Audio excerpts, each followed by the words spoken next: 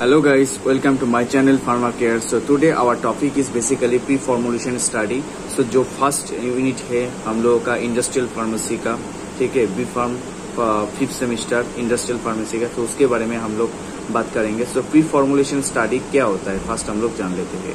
सो pre formulation इस नाम से हम लोगों को पता चलता है pre and formulations means formulation का पहले का जो प्रोसेस होता है उसको कहते हैं हम लोग प्री फॉर्मुलेशन, एंड उसके बारे में जो स्टडी करना उसको कहते हैं हम लोग प्री फॉर्मुलेशन स्टडी. अगर उसका डेफिनेशन की बात की जाए तो क्या होता है.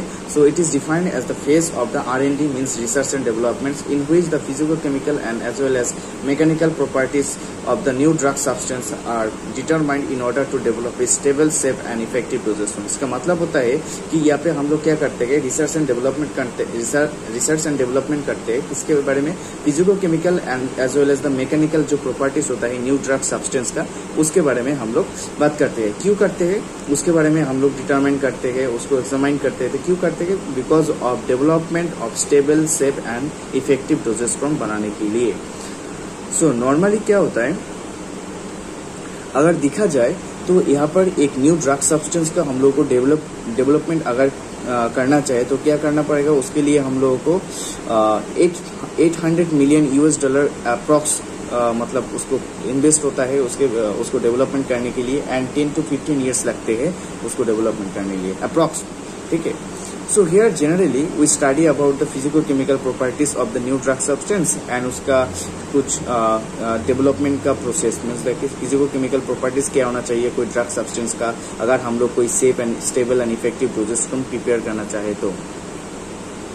तो बेसिकली यही होता है, जो अगर कोई न्यू ड्रग सब्सटेंस अगर कोई डिस्कवर हुआ तो उसको अगर कोई फॉर्मुलेशन अगर प्रिपेयर करना चाहे हम लोग तो क्या करना होगा, उसका फर्स्ट उसको स्टडी करना होगा अच्छे से. उसका प्रिलिमिनरी जो स्टडी होता है वो सब हम लोगों को करना पड़ेगा. सो आफ्टर दैट हम लोगों को उसके बारे में पता चलना चाहिए कौन सा डोजेस फॉर्म सुइटेबल होगा वो ड्रग के लिए, solid dosage form, liquid dosage form, parenteral dosage form, कौन सा डोजेस फॉर्म उसके लिए मतलब सुइटेबल होगा, उसका स्टेबिलिटी क्या हो सकता है, उसका बायोअवेलेबिलिटी मीन्स दैट ह्यूमन के बॉडी के अंदर वो उसका थेरेप्यूटिक इफेक्ट कैसा होना चाहिए. तो सब कुछ के बारे में हम लोग को पता चलना चाहिए बिफोर द फॉर्मुलेशन. तो अगर इसका ऑब्जेक्टिव के बारे में देखा जाए तो ऑब्जेक्टिव क्या होता है प्री फॉर्मुलेशन स्टडी का. सो प्री फॉर्मुलेशन स्टडी का जो ऑब्जेक्टिव होता है, सो फर्स्ट ऑफ ऑल हम लोगों को क्या फिजिको केमिकल प्रॉपर्टीज हम लोगों को पता चलता है, मीन्स वहाँ पे हम लोगों को देखना पड़ता है ऑफ न्यू ड्रग्स मॉलिक्यूल्स और ड्रग सब्सटेंस का. हम लोग को वहाँ पर जो काइनेटिक प्रोफाइल है means that absorption, distribution, then elimination, ये सब के बारे में हम लोगों को काइनेटिक प्रोफाइल जो होता है वो हम लोगों को डिटरमिन करना होता है इसके अंदर. ना हम लोग वहाँ पे इसमें अंदर से हम लोग डिटरमिन कर सकते हो ड्रग सब्सटेंस का काइनेटिक प्रोफाइल कैसा हो सकता है. तो उसके अगर काइनेटिक प्रोफाइल अच्छा होगा तो बायोअवेलेबिलिटी भी अच्छा होगा. ठीक है. सो नाउ स्टेब्लिश ऑफ देखिए कंपैटिबिलिटी. सो यहाँ पे compatibility means that during formulation अगर कोई ड्रग सब्सटेंस को अगर हम फॉर्मुलेशन करना चाहिए कोई डोजेस फॉर्म में, तो उसके अंदर जो एक्सिपिएंट्स हम लोग यूज करेंगे सो ड्रग के साथ मीन्स एपीआई के साथ वो एक्सिपिएंट्स का क्या अगर मीन्स वो कंपेटेबल है each other, compatible with each other है या नहीं, तो हम लोग यहाँ पे देखना होता है. then it has a significant impact on the manufacturing storage अंदर के परफॉर्मेंस. सो ये सभी पॉइंट से ये सब पता चलता है कि हम लोगों को जो मैन्युफैक्चरिंग मीन्स देखिए ये सब कुछ मीन्स प्री फॉर्मुलेशन और प्रिलिमिनरी स्टडी हम लोग कह सकते हैं कोई ड्रग सब्सटेंस का. तो क्या होता है उसमें जो मैन्युफैक्चरिंग अगर ड्रग का मैन्युफैक्चरिंग करना चाहे तो उसके हम लोग किस हिसाब से कर सकते हैं जिसके हम लोग अच्छा रिजल्ट मिले. देन उसके स्टोरेज कंडीशन कैसा होना चाहिए जिसके अंदर हम लोग उसको स्टोरेज कर सकते हैं वो स्टेबल रहेगा. सो ऐसा ही तो हम लोग चाहते हैं कोई डोजेस फॉर्म अगर प्रिपेयर किया तो देन उसका परफॉर्मेंस मीन्स दैट कि after prepare the doses forms when it is intended to the human body, जब वो ह्यूमन बॉडी के अंदर वो लेते हैं तब उसका थेरेप्यूटिक इफेक्ट अच्छा होना चाहिए. यही हम लोगों को मतलब जरूरत है. ठीक है. So to improve the bioavailability also तो यहाँ पे मेंशन किया गया है. ठीक है. नाउ हम लोग बात करेंगे उसका स्टेप्स के बारे में, steps in the preliminary evaluation. So कुछ स्टेप्स होता है जो हम लोग प्री फॉर्मुलेशन करते हैं. प्री फॉर्मुलेशन स्टडी के अंदर कुछ स्टेप्स होता है मीन्स अगर कोई न्यू ड्रग सब्सटेंस है उसके अगर कोई फॉर्मुलेशन प्रिपेयर करना चाहिए तो उसके पहले कुछ स्टेप्स हम लोग को फॉलो करना होगा. तो वो सब कुछ हम लोग को वहाँ पे डिटरमाइन करना होगा. सो स्टेप्स हम लोग नेक्स्ट देख लेते हैं. सो यहाँ पे बेसिकली स्टेप्स कुछ भी नहीं है. तो यहाँ पे फर्स्ट मेंशन किया गया है कंपाउंड आइडेंटिटी, मीन्स हम लोग को कंपाउंड के संबंध पता चलना चाहिए, उसके बारे में पता चलना चाहिए, जो कंपाउंड कैसा है, कौन सा फॉर्म में है, तो उसके बारे में हम लोग को अच्छे से पता होना चाहिए। देन उसका स्ट्रक्चर, मीन्स दैट उसका कंपाउंड तो पता चल गया, बस उसका स्ट्रक्चर के बारे में पता चलना, तो वो हम लोग को इवेल्युएट करना होता है। स्ट्रक्चर के बारे में इंफॉर्मेशन हम लोग को पता चलना चाहिए यहाँ पर। Then formulation on the molecular weight, so उसका नॉट फॉर्मुलेशन सॉरी, यहाँ पे फॉर्मूला एंड मॉलिक्यूलर वेट के बारे में हम लोग को पता चलना चाहिए, उसका फॉर्मूला क्या होगा, उसका मॉलिक्यूलर वेट, ठीक है। देन थेराप्यूटिक इंडिकेशन, सो थेराप्यूटिक इंडिकेशन के बारे में हम लोग को मेनली इसके अंदर इंक्लूडेड क्या है, थेराप्यूटिक इंडिकेशन यहाँ पे हम लोग देखेंगे उसका ह्यूमन डोज कितना होना चाहिए, देन डिजायर्ड डोजेस फ्रॉम, कौन सा डोजेस फ्रॉम सुइटेबल होगा, then bioavailability model, means that अगर वो प्रिपेयर किया, कौन सा डोजेस फ्रॉम अगर लिक्विड फॉर्म में किया और सॉलिड फॉर्म में किया तो उसका बायोअवेलेबिलिटी कैसा होगा, उसको हम लोग कंपेयर करेंगे यहाँ पर।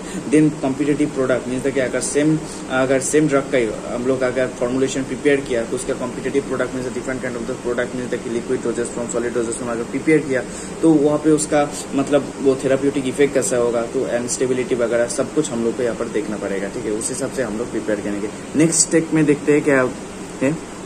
सो नेक्स्ट स्टेप में बोला गया है तो initial bulk growth. So initial bulk growth means कि जब हम लोग मैन्युफैक्चर करने जाएंगे वो ड्रग सब्सटेंस को, मीन्स दैट कोई फॉर्मुलेशन अगर प्रिपेयर करना चाहेंगे तो वहाँ पे हम लोग को अगर कितना स्केल में, मीन्स द लार्ज स्केल और स्मॉल स्केल में करना चाहिए, देन उसका सॉल्वेंट वगैरह all the things whatever is required for the formulation, so सब कुछ हम लोग वहाँ पे देखेंगे, ठीक है। Crystallization of the solvent, then particle size range and the melting point, सब कुछ हम लोग यहाँ पे देखेंगे। Then analytical measures, it includes means the analytical measures के अंदर आता है कि UV visible spectroscopy, then HPLC, TLC, GC, तो ये सब कुछ के माध्यम से हम लोग यहाँ पे एनालिटिकल मेजर्स कर सकते हो ड्रग मॉलिक्यूल्स का और न्यू ड्रग सब्सटेंस का, ठीक है। Then key dates includes the bulk scales and the toxicological data and IND filing and the last क्या होगा, जैसे कि critical development issue, means that जब हम लोग उसको डेवलप करेंगे मीन्स दैट फॉर्मुलेशन जब करेंगे, मैन्युफैक्चर करेंगे, तब उसके अंदर क्या क्या डेवलपमेंट के टाइम पे क्या क्या इशू आ सकता है उसके बारे में यहाँ पे देखना पड़ेगा, ठीक है।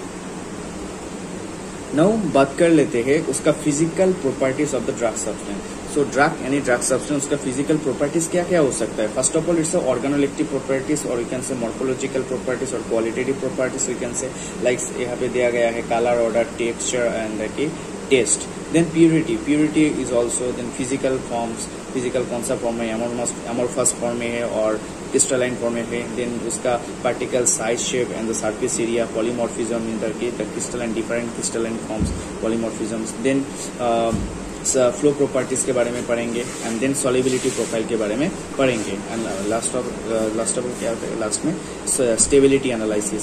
सो ये सब कुछ क्या आता है फिजिकल प्रॉपर्टीज के अंदर आता है एक ड्रग मॉलिक्यूल्स का। सो यहाँ पे जो प्यूरिटी है, प्यूरिटी के बारे में हम लोग अगर प्यूरिटी डिटरमाइन करना चाहिए कोई ड्रग सब्सटेंस का तो हम लोग TLC, HPLC, GC इसके माध्यम से हम लोग कर सकते हैं, ठीक है। अगर कोई ड्रग सब्सटेंस का ड्रग पार्टिकल्स का हम लोग फ्लो प्रॉपर्टी अगर डिटरमाइन करना चाहते हैं उसका फ्लो प्रॉपर्टी कैसा है, तब हम लोग किसके सारे कर सकते हैं, कंप्रेसिबिलिटी कर्व इंडेक्स के माध्यम से कर सकते हैं, देन हुस्नर रेशियो के माध्यम से कर सकते हैं एंड देखिए एंगल ऑफ रिपोज के माध्यम से हम लोग कर सकते हैं। अगर ड्रग का सॉल्युबिलिटी प्रोफाइल निकालना हो तो pK वैल्यू देख सकते हैं, pH profile, pH solubility profile देख सकते हैं, देन उसका पार्टीशन कोएफिशिएंट, ये सब कुछ देखते हैं। ये सभी के बारे में हम लोग डिटेल में बात करेंगे, ठीक है। सो फर्स्ट ऑफ ऑल ये हम लोग जस्ट इसका इंट्रोडक्शन हम लोग देख रहे हैं, ठीक है। नेक्स्ट यहाँ पे एक्सप्लेन किया गया है जो study of the physico chemical properties of the drug substance. So drug substance का फिजिको एंड केमिकल प्रॉपर्टीज अगर स्टडी करना चाहे तो उसके अंदर क्या क्या आ सकता है। So physical description and bulk characterization, bulk categorization. So physical description के बारे में बात करेंगे कोई ड्रग सब्सटेंस को उसको स्टडी करने के लिए, देन उसका बल्क कैटेगोराइजेशन। तो फर्स्ट ऑफ ऑल जो आता है नंबर 1 जिसके क्रिस्टलिनिटी एंड पॉलीमॉर्फिज्म के बारे में पढ़ेंगे, देन उसका hygroscopicity means that moisture absorption के साथ रिलेटेड जो होता है, जो ड्रग सब्सटेंस जो एब्जॉर्ब कर लेता है मॉइस्चर तो उसको हाइग्रोस्कोपिक ड्रग बोलते हैं। तो उसका हाइग्रोस्कोपिसिटी के बारे में बात करेंगे, फाइन पार्टिकल्स कैरेक्टराइजेशन के बारे में बात करेंगे। नेक्स्ट इसका थर्मल इफेक्ट्स मीन्स दैट कि जो टेम्परेचर के हिसाब से वो ड्रग सब्सटेंस की स्टेबिलिटी कैसा हो सकता है, ठीक है। तो उसके बारे में थर्मल इफेक्ट्स के बारे में बात करेंगे। नेक्स्ट पाउडर फ्लो प्रॉपर्टीज के बारे में बात करेंगे एंड सेकंड पॉइंट पे आता है केमिकल प्रॉपर्टीज। सो केमिकल प्रॉपर्टीज अगर स्टडी करना चाहे तो उसके लिए हम लोग को स्टडी करना पड़ेगा उसका हाइड्रोलाइसिस, हाइड्रोलाइसिस रिएक्शन के बारे में, देन ऑक्सीडेशन रिएक्शन के बारे में, एंड रेसिमाइजेशन के बारे में। देन अगर सॉल्युबिलिटी प्रोफाइल और सॉल्युबिलिटी एनालिसिस करना चाहिए, means that solubility of the drug हम लोग डिटरमिन करना चाहिए, उसको स्टडी करना चाहिए, तो हम लोग को क्या क्या देखना पड़ेगा।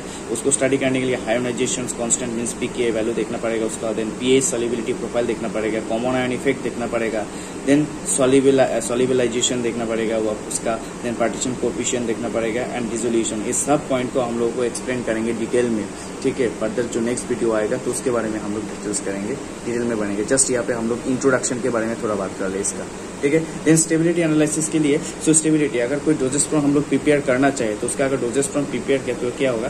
सो जो डोजेस्ट्रॉन प्रिपेयर किया वो अगर सॉलिड फॉर्म में कर सकते, मतलब सॉलिड डोजेस फॉर्म में भी कर सकते हैं, लिक्विड डोजेस फॉर्म में भी कर सकते हैं, और मीन्स पेनिट्रल में भी कर सकते हैं, ठीक है। तो यहाँ पे देखना पड़ेगा हम लोगों को ड्रग का स्टेबिलिटी अगर देखेंगे तो अगर वो सॉलिड फॉर्म में है, मीन सॉलिड डोजेस फॉर्म में है, तो सॉलिड फॉर्म में उसका स्टेबिलिटी कैसा है, देन होता है कि लिक्विड फॉर्म में उसका स्टेबिलिटी कैसा है, ठीक है। तो उसके लिए डिफरेंट टेस्ट होता है, एंड उसके बेसिस पे हम लोग के अगर सॉलिड स्टेट स्टेबिलिटी टेस्ट करना पड़ेगा, then solutions phase stability test करना पड़ेगा, एंड फर्दर जो हम लोग ड्रग एंड एक्सिपिएंट्स के साथ जो फॉर्मुलेशन किया तो उसका ड्रग एंड के जो एक्सिपिएंट्स है उसका कंपेटिबिलिटी कैसा है उसके बारे में थोड़ा बहुत स्टडी करना पड़ेगा। देन तो ये 3 आता है क्या स्टेबिलिटी एनालिसिस के अंदर। सो नेक्स्ट वीडियो में हम लोग बात करेंगे ये जो एक जो पॉइंट हम लोगों ने डिस्कस किया, फिजिकल डिस्क्रिप्शन और बाल कैटेगराइजेशन, से ये सभी पॉइंट के बारे में हम लोग डिटेल्स में बात करेंगे। यहाँ पे देखिए क्रिस्टलाइनिटी एंड पॉलीमॉर्फिज्म पे, तो ये एक्सप्लेन किया गया इन डिटेल में। सो फर्दर हम लोग नेक्स्ट वीडियो में करेंगे, क्योंकि ये वीडियो बहुत ज़्यादा बड़ा हो जा रहा है तो हम लोग इसको ऐसे ही रखते हैं। So this much for today, तो थैंक यू सो मच।